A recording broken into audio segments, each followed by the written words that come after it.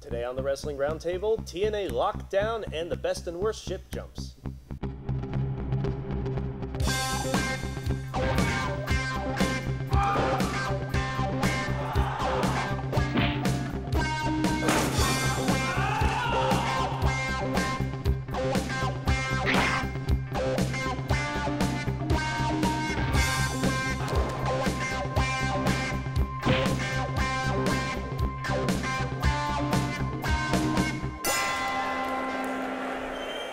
Welcome back to the Wrestling Roundtable. Joining us to my left, which is your right, is film archiver and fan of about 15 years, Chris Harris. Sitting to my right, which is your left, is his cousin making his debut on our show, Tim Conley, a fan of 13 years, and also music composer and director Lawrence Haber, fan of about 23 years. I'm your host, Eric Santamaria, videographer and a fan of 20 years, and the other guy who is a fan of 20 years, Rodney LeConte.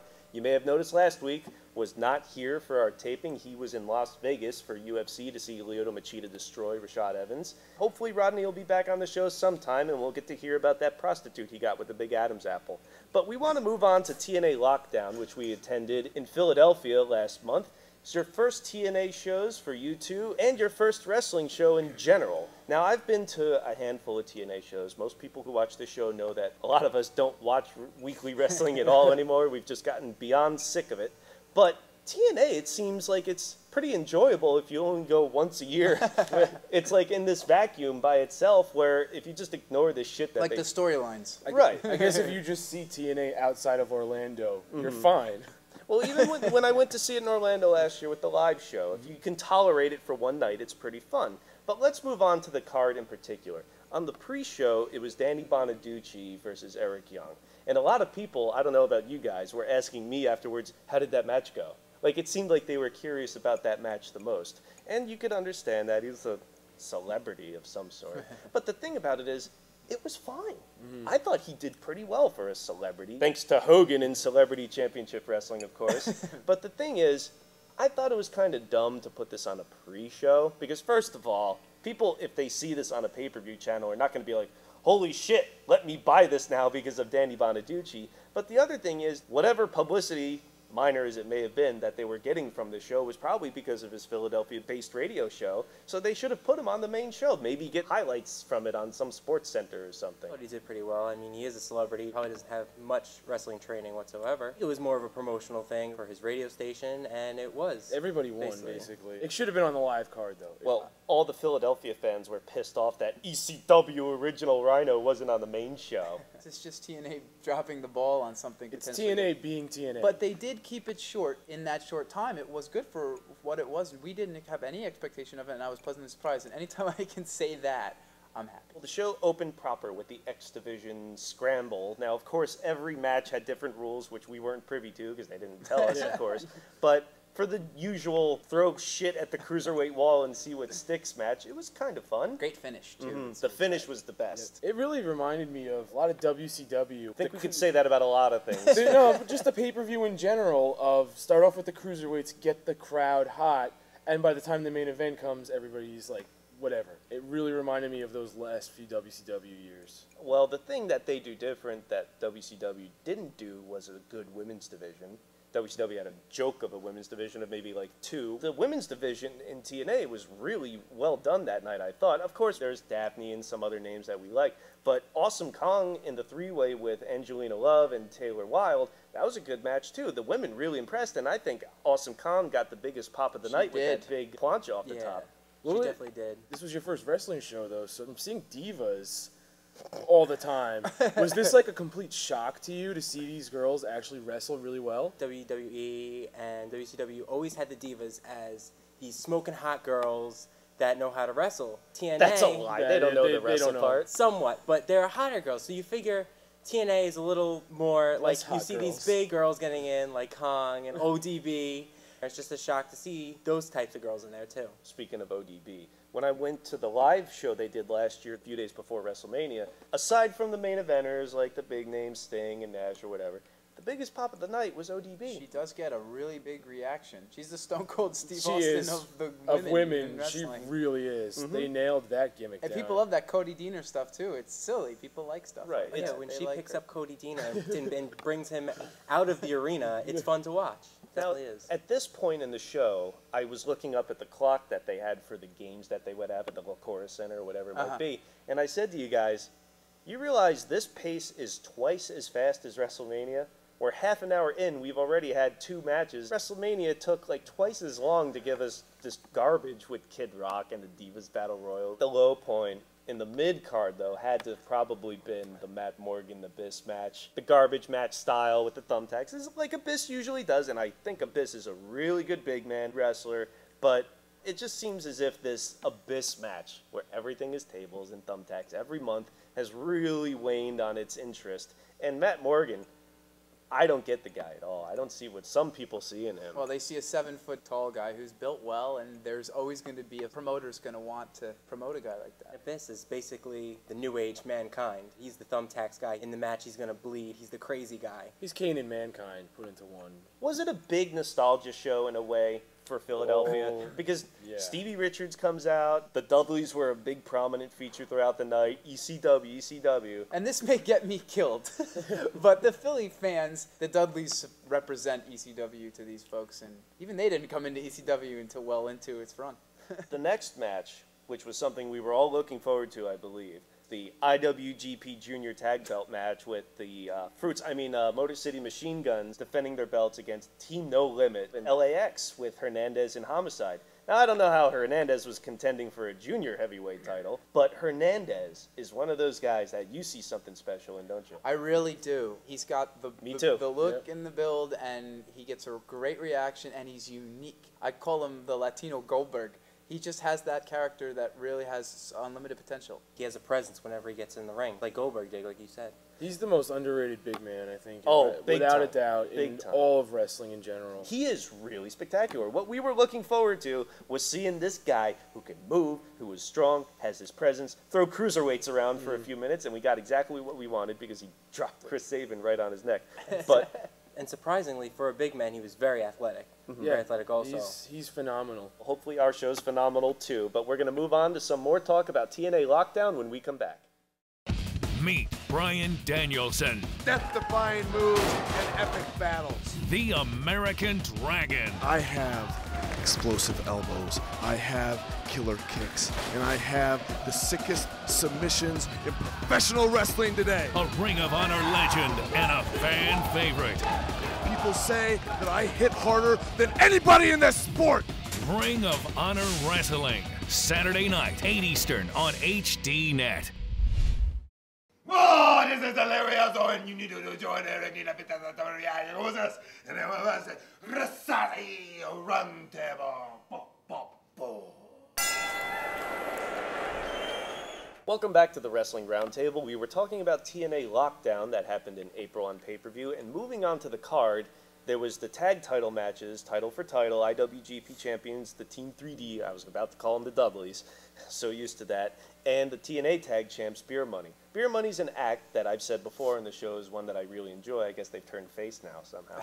But again, it seemed as if this ECW nostalgia show, which is kind of what it was, comes to a head now with the hometown boys, although they're not really from fucking Philadelphia, are they? When we discussed No Way Out in February, there were 2 Elimination Chamber matches. Now, they took up about a third of the pay-per-view, perhaps. So they're 2 big half an hour or however long Elimination Chamber matches, and we're saying this is too much. Now we come to a pay-per-view that's all cage matches. What I find interesting is that somehow, year after year, TNA is able to take Dusty Rhodes' idea from years ago with the cage matches and make it seem fresh every year.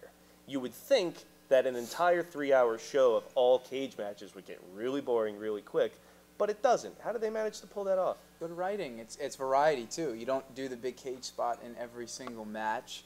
And you do things like the Dudleys brawling around the arena. You don't make it just about the fact that the cage is there. But you make it special because the cage is there, and you use it for certain things. Well, you have in one match the cruiserweight style tag team thing. You've got the women. You've got the big men doing their hardcore stuff. You've got the street fight. you got the War Games match. Suicide jump off the cage. You had Awesome Kong get tied to the cage. You had Hernandez darting people into the cage in all different matches. Right, it was spread out. That's how you make it work. Did they make it work with the Lethal Lockdown match, as they like to call their War Games ripoff, with the Frontline and Main Event Mafia angle coming to a head? Did it work for you? It would definitely work, man. I definitely thought it was the best match of the night Really? for me. It's the way they place different stipulations in the match. You place the big names in the matches. You make everything up-tempo and upbeat as possible, and it excites the fans, and it really makes them get into the match. It was a lot of fun. Those matches are always fun when you get somebody like AJ Styles, Christopher Daniels, Samoa Joe. Maybe not so much Jeff Jarrett for me, but I always like to see those guys go to work. They're really the underappreciated talent, the backbone of TNA, those three. Isn't TNA guilty of the same things we've been saying about WWE, though, where those are the guys that we know should be in the main events, but it ends up being fucking That's Sting their Foley. Shelton Benjamin and all. You know, that's their crew over there. I mean, it was fun for us to see a team of all WCW 2000 main eventers together again do their finishers for a few minutes, but it really didn't progress anything either, which seems to be the problem with TNA. What I find funny about it, though, you said on our blog that it was the best pay-per-view in April so far. Little did we know that Backlash would end up being better than WrestleMania as well. But it seemed as if WWE and TNA ended up doing better pay-per-views than what's supposed to be the big pay-per-view of the entire month in April. I don't know. Nowadays, everything's better than WrestleMania. Ooh, I don't know how that's really possible. To take Backlash, which is like the WrestleMania revenge show, and actually make it better than the show that should be your all-out epic event of the year. It's really like saying the Pro Bowl was better than the Super Bowl this year. Well, part of the problem is probably due to, as we always come back to, the writing. Because if you look at the two companies' big matches in April, it's Shawn Michaels and Undertaker and Mick Foley and Sting. Wow. Not one person under 40. One was for the belt, the other wasn't. Not that it matters, there's 3 fucking world titles there. But it really ended flat with the guitar shot to me. And from there on, I hate having to say the night was fun, it was full of fun stuff, and it ends with this garbage. On 24/7 now, they just have Slamboree 98 uploaded. And it reminded me so much of the same problems WCW used to have that TNA is doing again, which is probably why we can't sit through it a second time. With probably the same people, too. Right. Oh, literally. Well, that's what's more inexcusable about it to me is a lot of the people running TNA were there the first time and should know what to do right this time. It's only so often that they go to Philadelphia. You always want to leave people with a memory. They went to see something and they were drawn in, and something else, they came away with something else. So these fans maybe went because it was wrestling in Philly, so you had the ECW thing. You had Sting and Mick Foley and the Dudley Boys, people they're familiar with. And yes, we did see Samoa Joe and AJ do a lot of neat stuff, and Suicide. That's what they're allowed to do, Homicide. like the Money in the Bank. But it's, even for us, it took a while to digest the good parts of the show when we left, because it we ended were on a left, bad note. and we were also, not just a bad note, but a bad note with these performers that we're so used to seeing and kind of so sick of in a way too. Mick Foley, this ship has sailed. This is our last memory of that event, is seeing Mick Foley completely out of shape, completely out of breath, carrying the belt up the ramp. It's like fucking a girl and not coming. And it was a great journey, but it ended badly. We were also waiting for something else to happen at that point. The way it was just so Taz, flat. maybe, it was whatever, Taz or some storyline. And I have been known to watch TNA outside of the occasional show that we go to or order on pay-per-view. And seeing Lockdown outside of the vacuum and then seeing a show after and see what they do, it's like, they kind of turned Mick Foley heel. I mean, I don't even want to say that because I'm not even sure. But it's TNA. They're not even sure. We saw the show was supposed to be this big babyface title win, and then to further deplete the moment, which wasn't that good to begin with, by having him be this kind of tweener heel, shades of gray, dare I say, Vince Russo character. And Sting as well, because Sting is a face no matter what, because he's Sting. It really hurts it.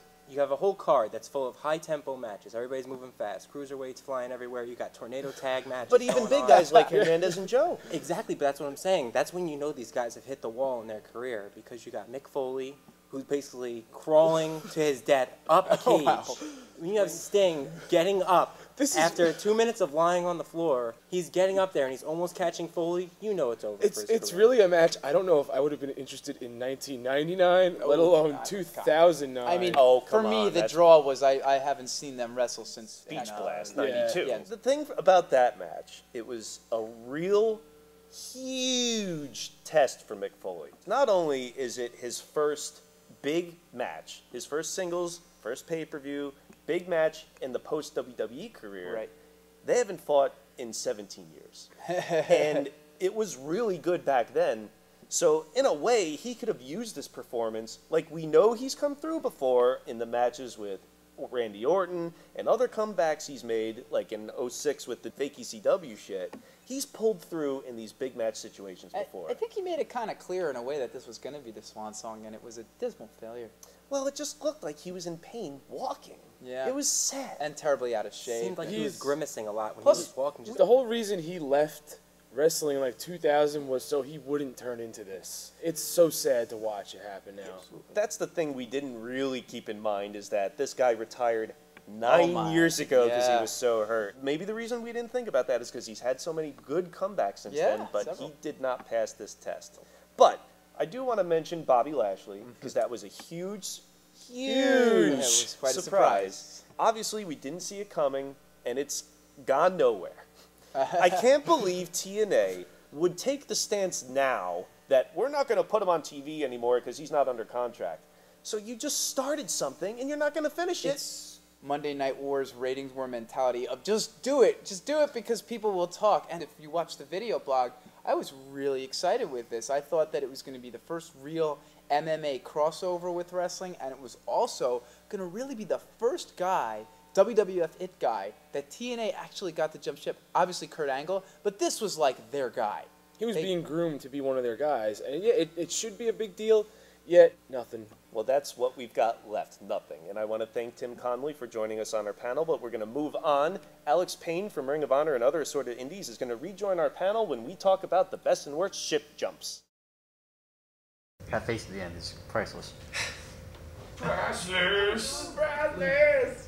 What, is that their fucking song? Yep. Yeah, that's what. God. We're priceless. So wait a minute, are Priceless the tag team of DiBiase and their Rhodes? name. And they're part of the Legacy. Yeah. So it's like Wolfpack, in Abercrombie. It's worse than that. It's basically Legacy is, when they talk about Legacy, Legacy's people. they call it Randy Orton and Legacy. What? When Michael Cole refers to them, he's like, just saying. Randy Orton with Legacy. They don't call it The Legacy, it's Legacy, which sounds really stupid. Oh, what does the But then they're called, when they wrestle together, they're Team Priceless. So it's like even more confusing. I can't make this shit up, I'm sorry. Wolfpack Hollywood it isn't. Oh god. Oh. And that sucked.